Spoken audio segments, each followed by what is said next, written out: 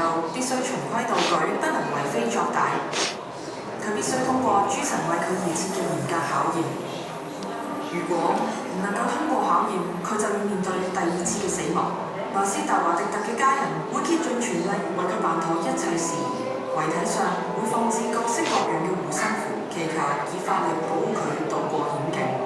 三副棺木嘅表面繪畫咗圖案同埋咒語，目的就係要協助佢順利前往冥界。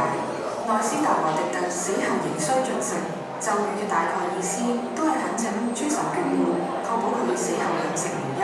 天空女神魯特亦都會張開翅膀提供庇佑。內斯特華迪特嘅父母又會以荷魯斯之眼作為佢死後嘅名稱，因為眼睛象徵帶有神奇嘅保護力量。最後審判由冥界之王歐西里斯主持。